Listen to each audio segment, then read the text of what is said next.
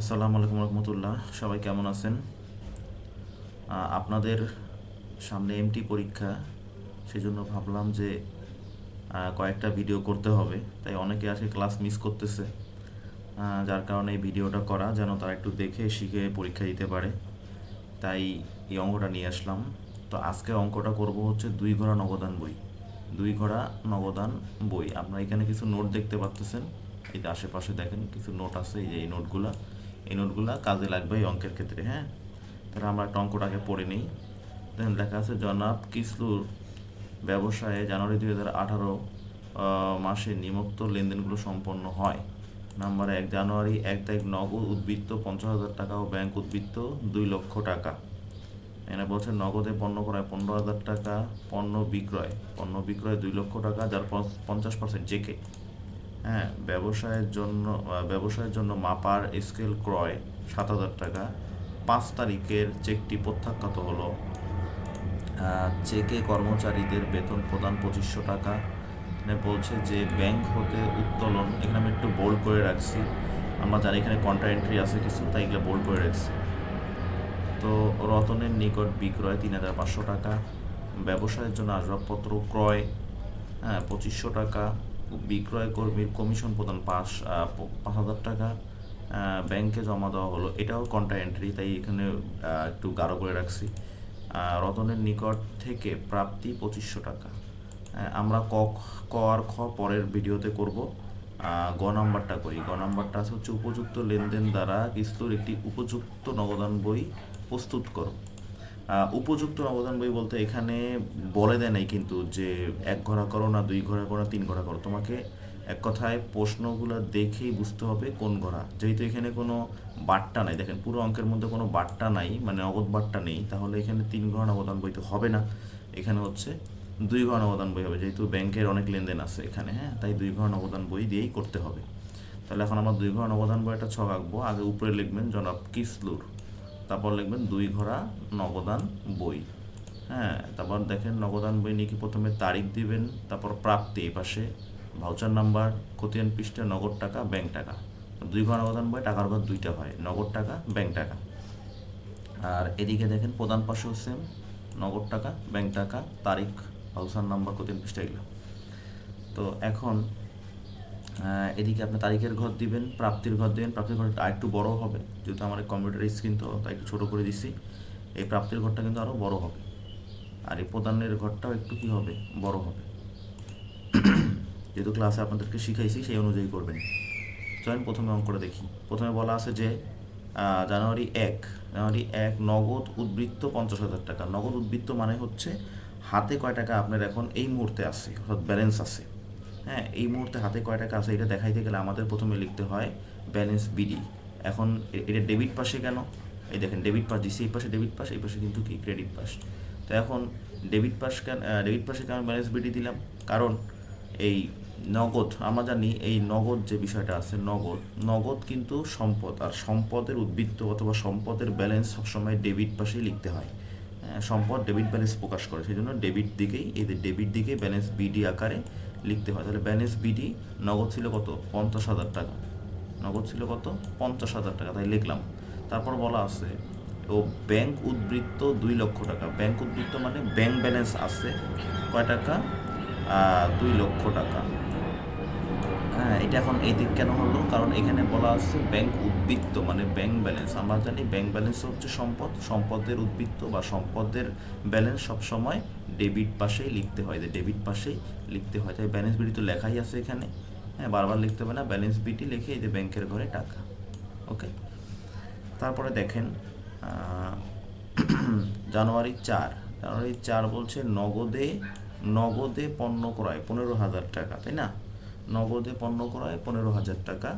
তো আমরা জানি পণ্য ক্রয় করলে নগদ টাকা চলে যায়, মানে প্রদান করতে হয়, অর্থাৎ নগদ টাকা চলে যায়, তাই আমরা প্রদান পাশে লিখব।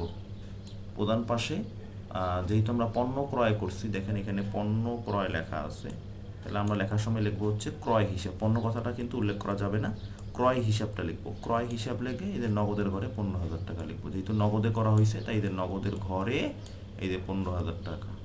ওকে, নগদের ঘরে 15,000 টাকা। তারপরে আসি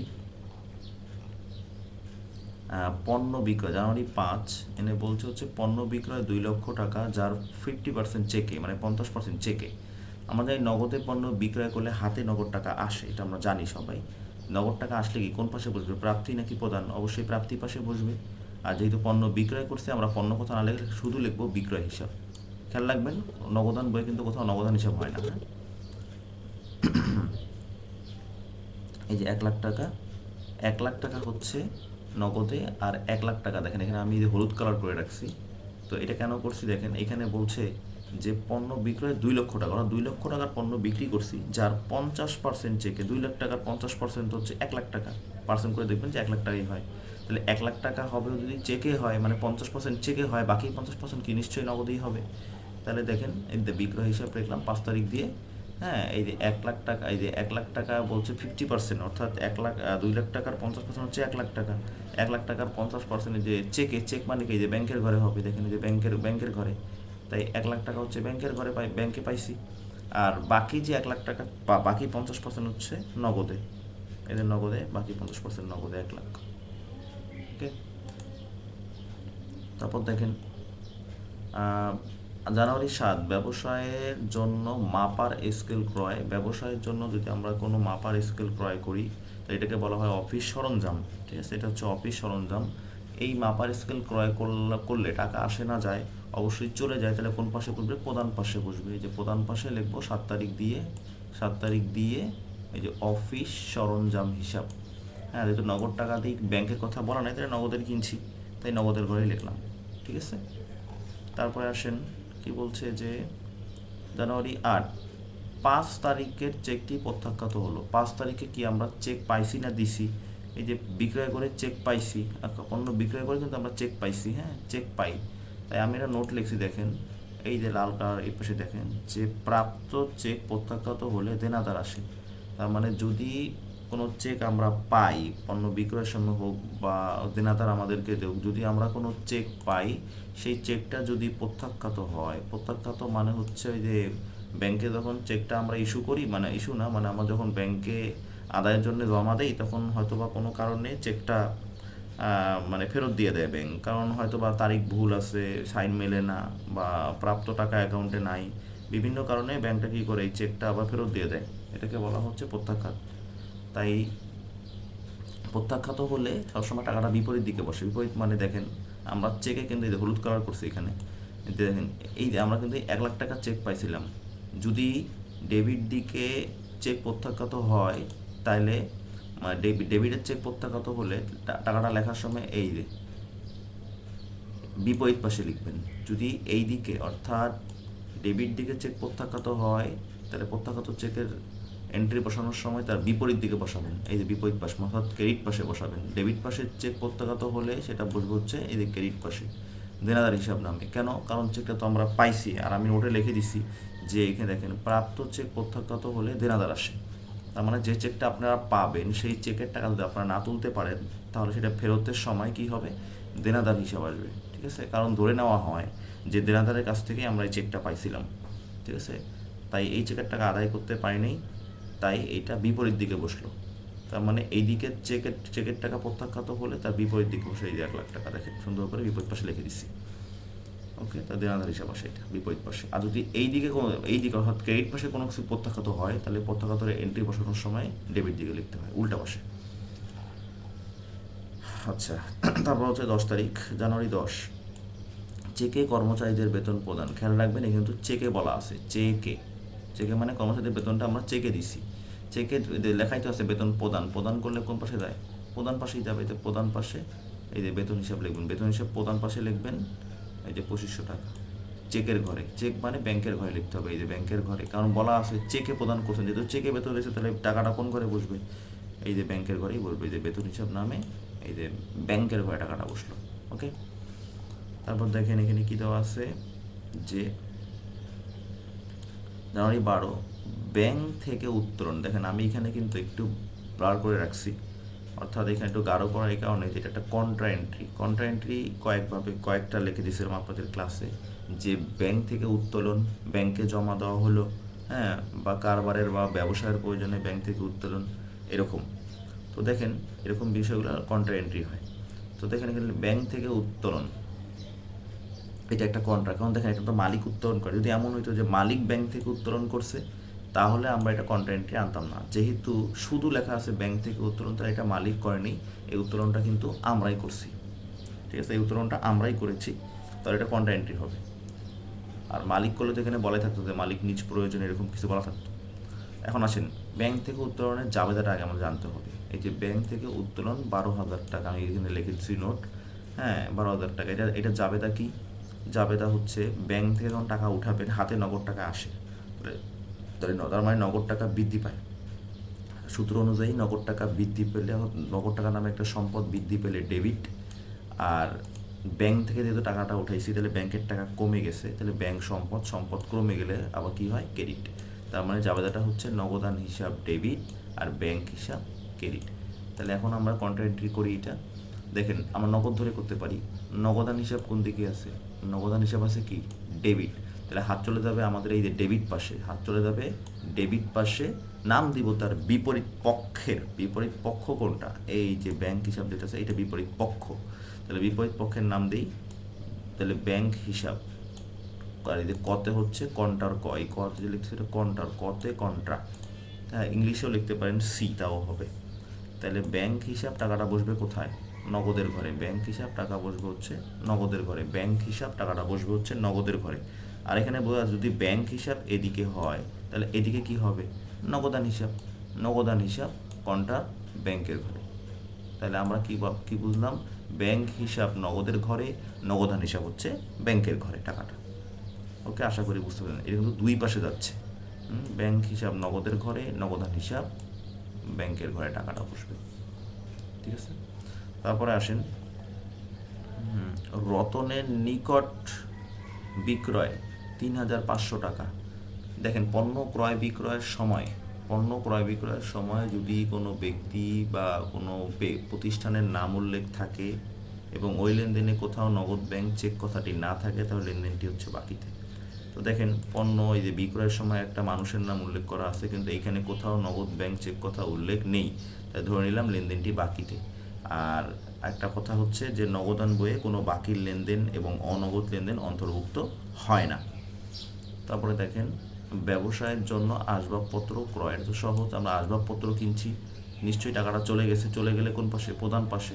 তাহলে প্রধান পাশে হলে দেখেন 18 নম্বরের আসবাবপত্র হিসাব। এই যে আসবাবপত্র হিসাব, এই যে যেহেতু ব্যাংকের কথা বলা নাই তারা ধরে নেবেন নগদই হয়েছে, তাই নগদের ঘরে। ঠিক আছে, টাকা চলে গেছে। তারপর আসেন বিক্রয় কর্মীর কমিশন প্রদান। বিক্রয় কর্মীর কমিশন দিচ্ছেন, এই লেখাই আছে কমিশন প্রদান 5,000 টাকা। তাহলে কমিশন যেহেতু প্রদান করছে তাহলে প্রদানের ঘরে যাবে, প্রদানের ঘরে লিখবেন যে কমিশন হিসাব। কমিশন হিসাব কয় টাকা চলে গেছে? 5,000 টাকা। নগদের ঘরে হবে। কেন নগদের ঘরে হলো? এই নগদ বরাবর হলো কেন? কারণ বলা তো নাই চেকের কথা, তাই ধরে নেবেন যে নগদই হয়েছে।